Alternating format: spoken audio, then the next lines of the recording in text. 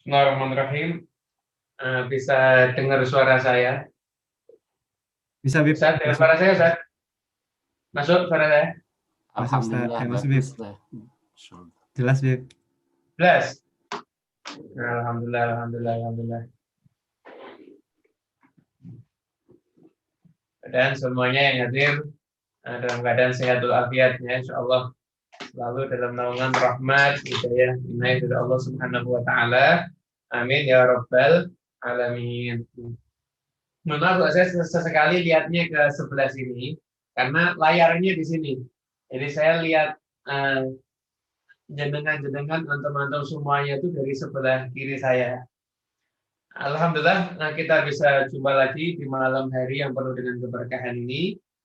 Insya Allah di malam hari ini kita akan membahas tentang Isra wal Mi'raj Nabi Muhammad SAW. Kita akan bahas itu, dan tapi masih seputar temanya dari Isra wal Mi'raj yang ada di Simtud Duror, ya.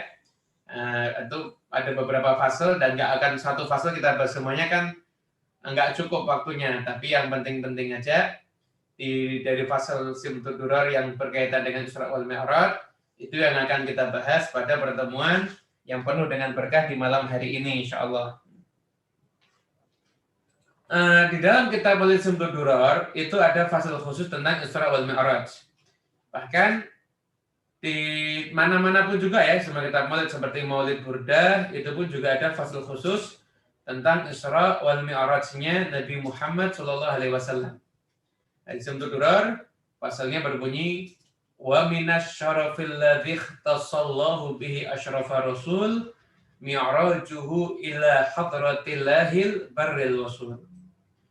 Dan di antara kemuliaan ikhtassallahu yang Allah mengkhususkan, kemuliaan itu hanya untuk Nabi Muhammad SAW adalah mi'rajuhu ila hadratillahil barril wasul. Perjalanan mi'raj beliau berjumpa dengan Allah Subhanahu wa taala. Jadi di dalam fasal ini Habib Ali menyampaikan yang pertama, dari sebagian khususiyah yang Allah berikan pada Nabi Muhammad. Kenapa kok ada wamina, ada wamin dari sebagian? Karena khususiyah yang hanya dimiliki Nabi itu sebenarnya sangat banyak. Sebenarnya sangat banyak sekali. Di antaranya hanya Nabi Muhammad SAW yang dijadikan tanah itu sebagai tempat untuk sholat, bahkan sebagai alat untuk bersuci. Itu termasuk khususiyah yang Allah berikan kepada Rasulullah SAW. Termasuk itu khususiyahnya. Kemudian juga di antara khususiyah yang juga Allah berikan kepada junjungan kita Nabi besar Muhammad SAW itu adalah bagi beliau umatnya nanti akan dikenali dengan panjangnya anggota wudhu yang kena air ini. Jadi wajah ini sampai lehernya ini bersinar, di tangannya juga akan bersinar. Semakin Anda basuh sampai sini, ya nanti yang bersinar juga sampai di sini. Anda basuh juga sampai lehernya kena begini. Muka itu sebenarnya kan yang wajib kan dari tempat tubuh rambut sampai dagu ini kan yang wajib. Tapi Anda lebih ke nanti yang bersinar pun juga semakin berlebih. Itu khususnya yang Allah berikan kepada Nabi Muhammad SAW. Nah, kalau pengen komplitnya itu ada kitab karya Imam Jalaluddin As-Suyuti yang berjudul Al-Khasaisul Kubra. Khususiyah yang agung yang khusus hanya untuk Nabi Muhammad SAW. Di antara khususiyah itu adalah Nabi SAW itu diberangkatkan Mi'raj. Nah, kalau Isra perjalanan jauh, ya, tapi jadi dekat, itu Nabi yang lain mungkin juga pernah mengalami itu. Tapi kalau Mi'raj berjumpa dengan Allah, maka tidak ada satu Nabi pun, bahkan tidak ada satu makhluk pun, kecuali hanya Nabi Muhammad SAW. Ada keistimewaan yang Allah berikan kepada kekasihnya yang termulia, yaitu Nabi Muhammad SAW. Nah, jadi di dalam Mi'raj itu satu hal yang luar biasa. Jadi kita semua harus mengimani bahwasanya Nabi Muhammad SAW itu berjumpa dengan Allah ketika Mi'rajnya. Tapi cara perjumpaan bagaimana dan lain sebagainya, maka itu yang tahu hanya Allah Subhanahu wa taala. Yang jelas kita percaya bahwasanya Nabi SAW itu berjumpa dengan Allah Subhanahu wa taala. Begitu. Bahkan karena saking istimewanya peristiwa Mi'raj itu di surat An-Najm itu membahas peristiwa tentang Mi'rajnya Nabi Muhammad SAW. Itu di surat An-Najm itu ayat-ayatnya itu laqad ra'a min ayati rabbil kubra dan mazaghal basaru wa ma tagha dan ma kadzabal fuadu ma ra'a, ayat-ayat yang berkaitan dengan itu adalah membahas tentang proses Mi'raj Nabi Muhammad SAW. Wa zuhuru ayatillahil bahirati fi dzalikal mi'raj. Dan ketika proses Mi'raj itu tujuannya adalah untuk menunjukkan tanda-tanda kebenaran Allah yang luar biasa, bahirati yang mengagumkan. Sebagaimana Allah SWT menyebutkan dalam firman-Nya ketika di surat Al-Isra, Allah berfirman, linuriyahu min ayatina. Nah, tujuan surat Al-Mi'raj itu adalah linuriyahu min ayatina, agar kami bisa mempertunjukkan kepada Muhammad sebagian daripada tanda-tanda kebesaran kami.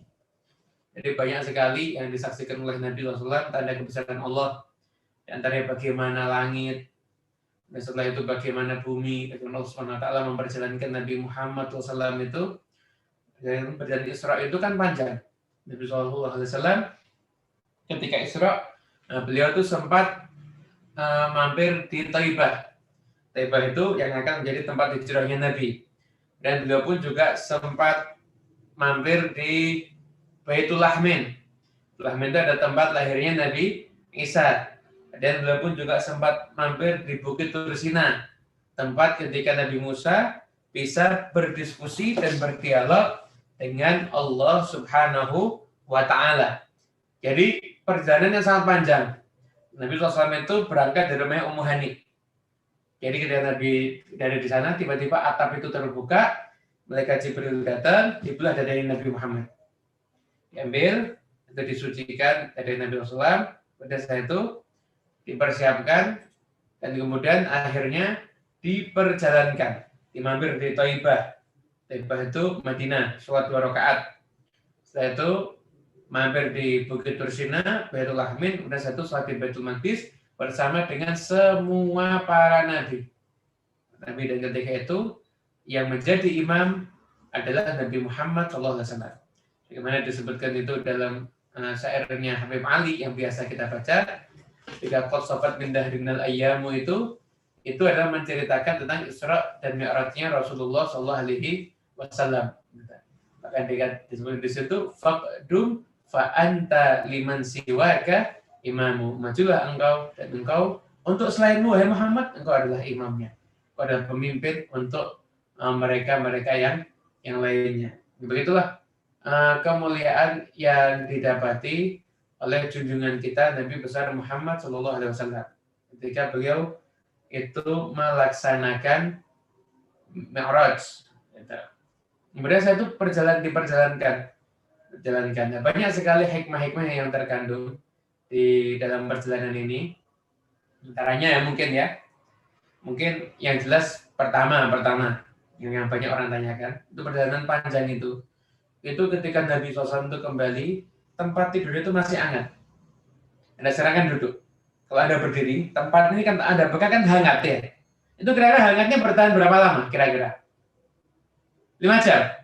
Nggak mungkin. 3 jam? Nggak mungkin. Nah, bertahan berapa lama? Paling sebentar lah. Itu ketika Nabi SAW itu kembali, itu tempatnya masih hangat. Ya berarti perjalanan yang dikisahkan sepanjang itu, bahkan sampai kapanpun juga dikisahkan tuh hikmah-hikmahnya itu akan selalu ada. Itu ternyata Nabi kembali masih tempatnya itu hangat, menunjukkan perjalanan waktunya sangat singkat. Ada beberapa pelajaran yang bisa kita ambil dari berdasarkan kita melihat tentang Fasul Mi'raj ini. Itu yang pertama, kenapa Nabi Muhammad SAW itu kok mampir ke Taibah, yaitu kota Madinah, mampir ke Bukit Tursina, dan juga beliau mampir ke Baitul Lahmin. Itu mampir ke Baitul Lahmin. Gitu. Kenapa kok harus pakai mampir-mampir?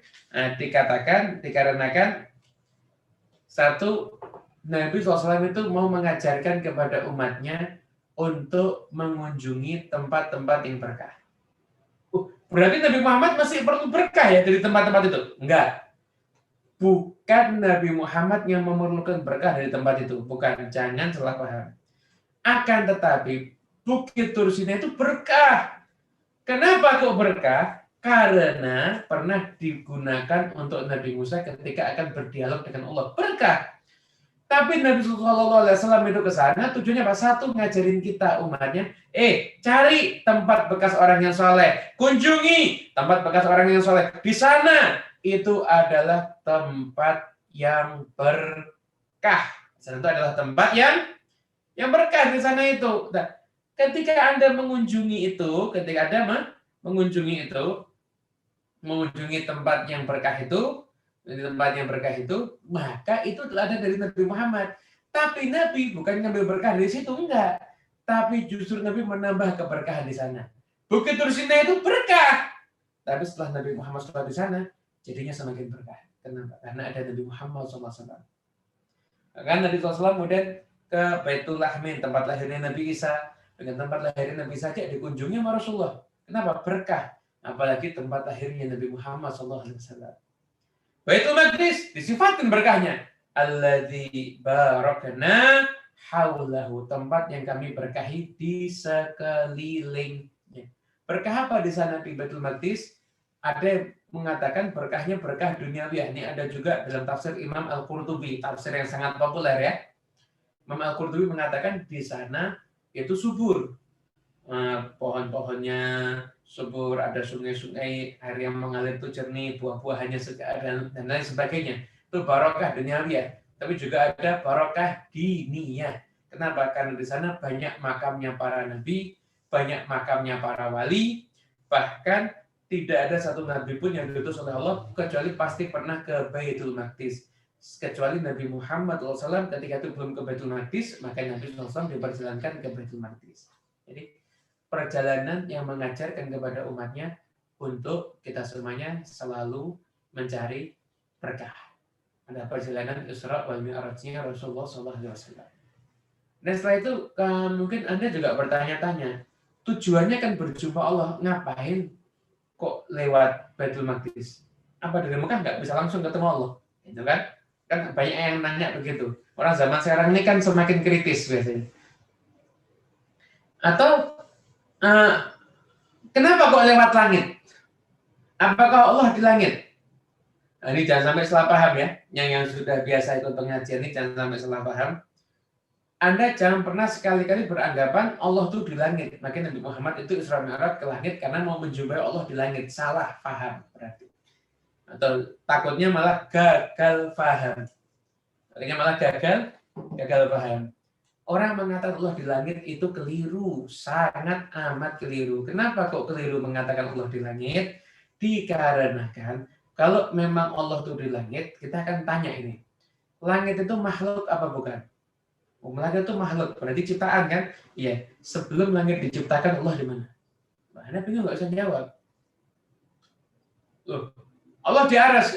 Aras itu makhluk atau bukan? Ya makhluk. Rabbul Arsyil Azim, Allah itu disebutkan apa? Pemilik aras yang agung, berarti kan makhluk. Sebelum aras yang diciptakan Allah di mana? Allah nggak terikat dengan tempat dan waktu. Makanya kita mengimani perjumpaan antara Nabi Muhammad dengan Tuhannya Allah Subhanahu Wa Taala. Tapi bagaimana berjumpanya? Wallahu a'lam, yang tahu hanya Allah Subhanahu Wa Taala dan Nabi Muhammad Sallallahu Alaihi Wasallam. Lalu kenapa kok dilewatkan langit? Jawabannya ada di Sumtu Duror. Jawabannya ada di Sumtu Duror. Wa tasyarrufus samawati wa ma fawqahunna bi isyraqi nuri dzalika surat. Langit itu dimuliakan sama Allah karena langit itu dilewati oleh Nabi Muhammad SAW. Jadi, kita akan jawab dua pertanyaan di sini ya. Nanti akan kita jelaskan detail. Yang pertama, apa hikmahnya kok pakai ke Baitul Maqdis dulu, nggak langsung dari Mekah ke langit, langsung ketemu Allah. Dan yang kedua, ngapain kok lewat langit? Allah itu nggak ada di langit. Nah, jawaban dari pertanyaan yang pertama, kenapa kok ke Baitul Maqdis dulu? Ulama yang menjawab. Yang pertama adalah dikarenakan agar ketika Nabi Muhammad SAW itu ke Baitul Maqdis, nanti kalau ditanya sama orang-orang kafir, buktinya apa kalau kamu melakukan perjalanan ada buktinya nih Baitul Maqdis. Kan di antara orang Mekah kan ada yang pernah ke Baitul Maqdis. Nah, ya benar. Nabi Muhammad SAW itu ditanya tentang Baitul Maqdis, bagaimana sifatnya dan lain sebagainya. Dan disifatkan semuanya oleh Rasulullah SAW. Sifatkan semuanya oleh Nabi Muhammad SAW. Disifatkan detail semuanya. Begitu oleh Nabi Muhammad. Ini itu biar ada bukti. Yang kedua, dikatakan pintu langit. Itu namanya Mas'adul Malaikah. Itu tepatnya ada di atasnya Baitul Maqdis persis. Jadi biar dari Mekah kan nanti miring begini. Tapi kalau dari Mesir begini, nanti itu naiknya begini. Nah itu Mas'adul Malaikah. Sehingga biar naiknya itu lurus.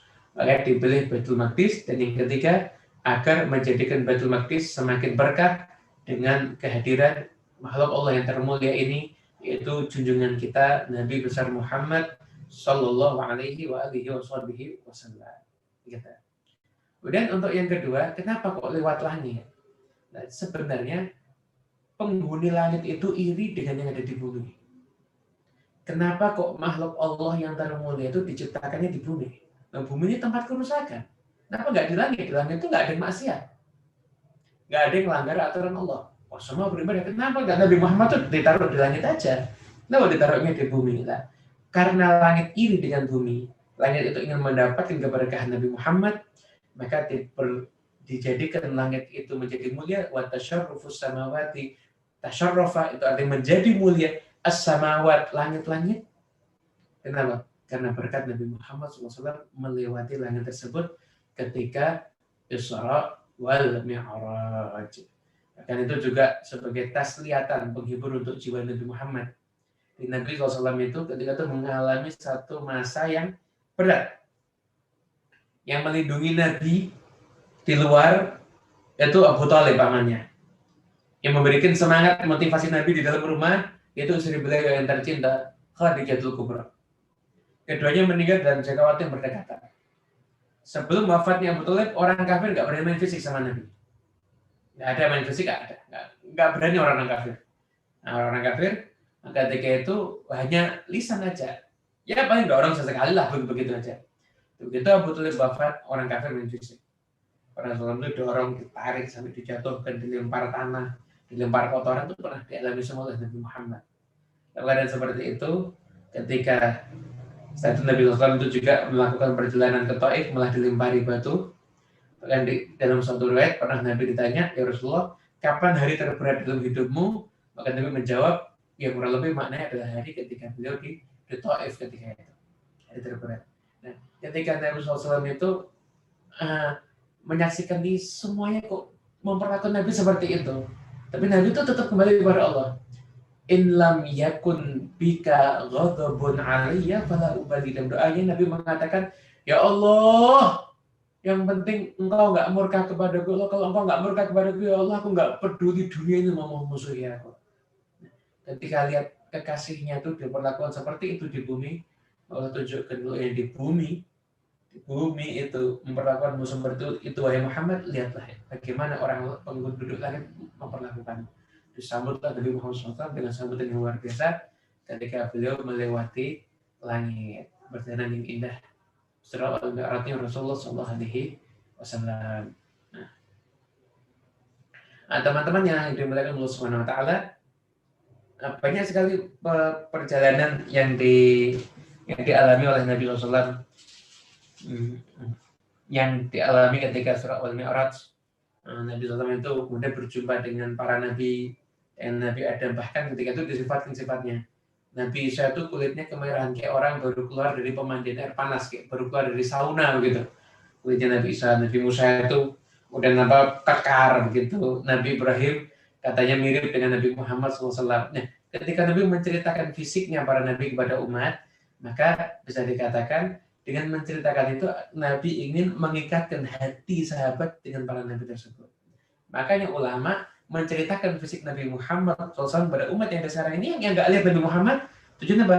Agar umat mengaitkan hatinya dengan Nabi Muhammad SAW. Sifat fisiknya bahkan ketika berjumpa dengan Nabi Ibrahim alaihissalam, Nabi Ibrahim ngasih wasiat nih kepada kita semuanya, umat Nabi, kasih wasiat kita semuanya. Nabi Ibrahim mengatakan, Akri ummataka minni salam. Muhammad, sampaikan kepada umatmu salam dari aku. Wa akhbirhum, sampaikan kepada mereka, anna jannata thayyibatu turbah. Surga itu tanahnya sangat bagus. Tanah surga itu kata dari wanginya itu dari za'faran dan misik. Itu tanahnya surga, wanginya dari za'faran dan misik. Itu tanahnya surga. Wa azbatul ma, airnya itu sangat segar. Airnya itu sangat segar. Wa anna haqi'an, dan di surga itu ada tanah-tanah yang luas begitu. Wa anna ghirasaha, dan tanaman-tanaman surga apa? Subhanallah walhamdulillah wala ilaha illallah wallahu akbar. Itu tanaman surga itu tanaman di surga adalah zikir subhanallah walhamdulillah wala ilaha illallah wallahu akbar. Ada sekarang di dunia ini Anda mau menanam sesuatu, susah apa enggak? Susah. Dari siapkan ini, harus siapkan itu, harus siapkan macam-macam. Kalau Anda di dunia ini mau menanam sesuatu, itu kan? Akan tapi kalau Anda mau menanam pohon ada di surga, mau menanam pohon ada di surga, itu mudah. Anda akan menanam pohon di surga itu mudah. Dengan cara apa? Anda baca zikir subhanallah, alhamdulillah, wala ilaha illallah, wallahu akbar. Kenapa Nabi boleh mewasiatkan ini kepada umat Nabi Muhammad? Agar umat Nabi Muhammad mengetahui kalau sudah punya tanaman banyak di surga, nanti cepat masuk surga dan mudah masuk surga insya Allah. Maka perbanyak zikir subhanallah, walhamdulillah, wala ilaha illallah, wallahu akbar. Nah, itu adalah kisah Isra wal Mi'raj yang terjadi ketika Nabi SAW itu melakukan perjalanannya di situ. Nah, kemudian Nabi SAW itu ketika Isra wal Mi'raj, beliau juga menyaksikan tanda-tanda kekuasaan Allah. Nabi SAW itu sempat ke surga, sempat juga beliau itu ke neraka, menyaksikan ada peristiwa macam-macam di sekolah Nabi Muhammad SAW. Beliau juga mengalami ditawarin ketika itu. Ada susu, ada arak, mana yang dibeli sama Nabi. Nabi ketika itu milih susu.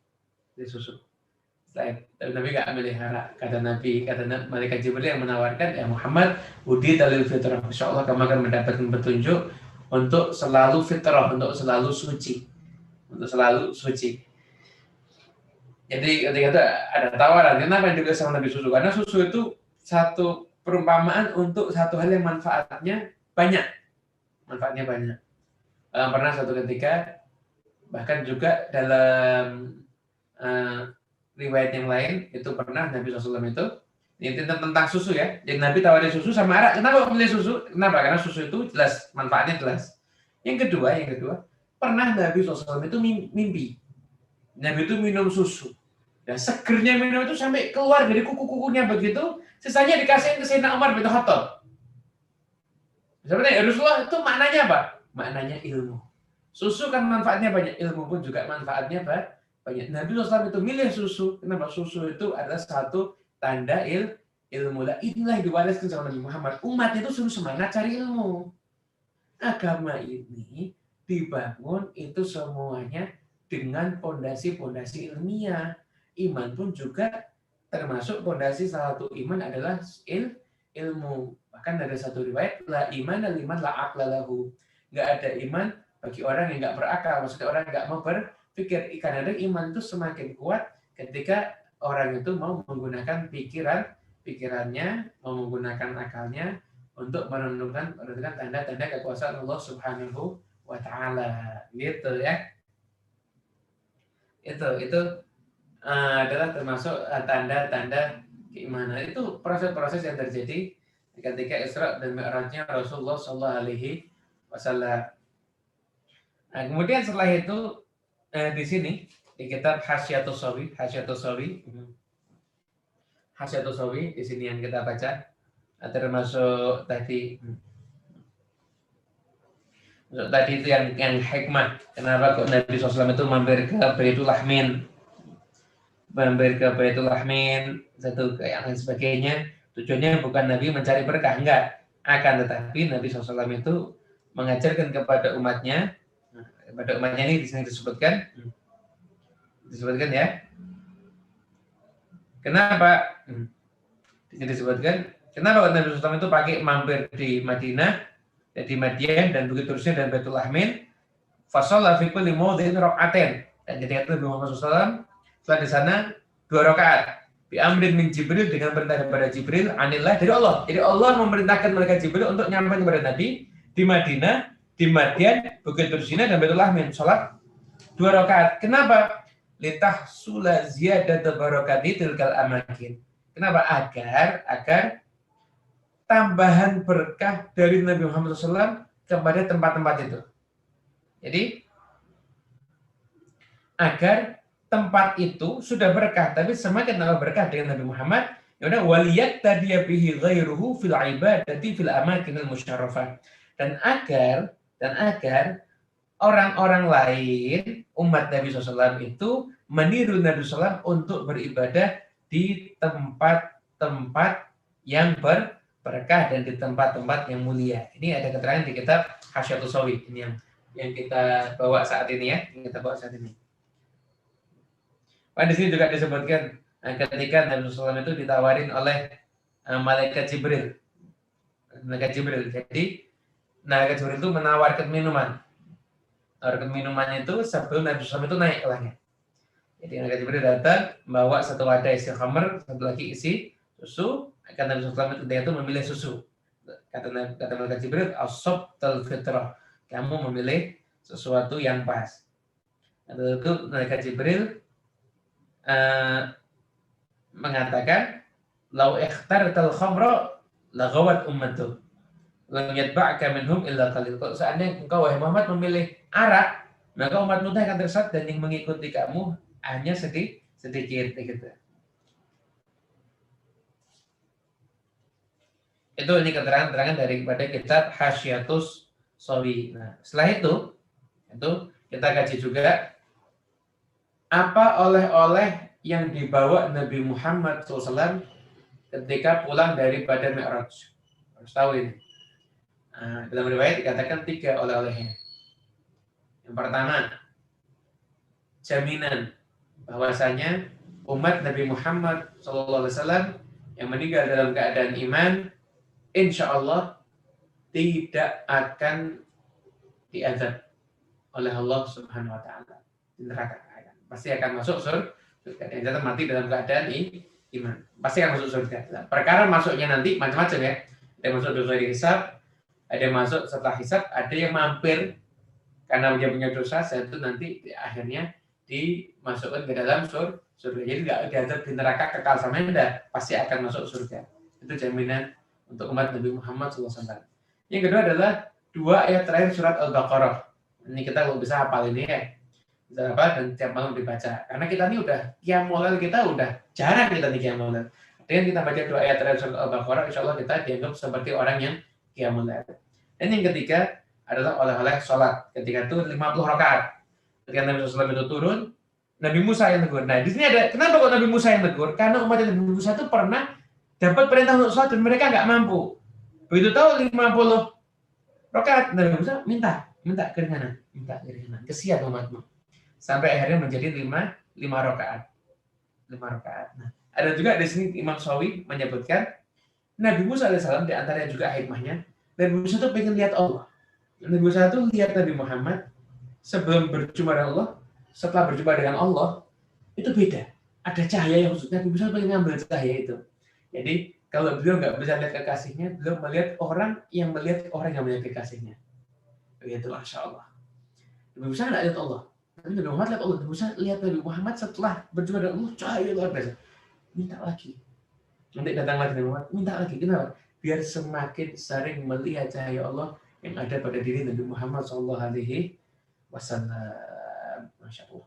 Ini adalah sekelumit daripada hikmah Isra wal Mi'raj. Semoga insya Allah menjadi tambahan ilmu yang berkah untuk kita semuanya.